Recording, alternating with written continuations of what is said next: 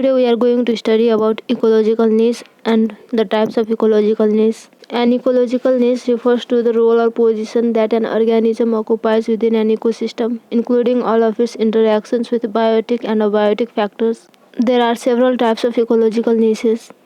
Number 1. Fundamental niche. The fundamental niche represents the full range of environmental conditions in which a species can potentially survive and reproduce. It takes into account the physical and biological factors that influence the species distribution and resource utilization. Number 2. Realized niche.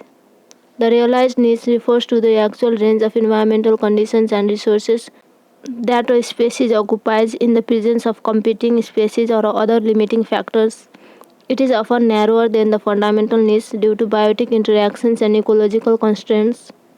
Niche differentiation. Niche differentiation occurs when two or more species that share similar ecological requirements partition and specialize in different resources or habitats.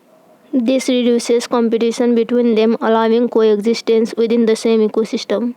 Number 4. Ecological niche modeling. Ecological niche modeling, also known as species distribution modeling, uses environmental data and species occurrence records to predict the suitable habitat and potential distribution of a species. It helps in understanding the ecological niche preferences and range of a species. Number 5. Competitive exclusion. Competitive exclusion principle states that two species with identical ecological niches cannot coexist in the same habitat indefinitely.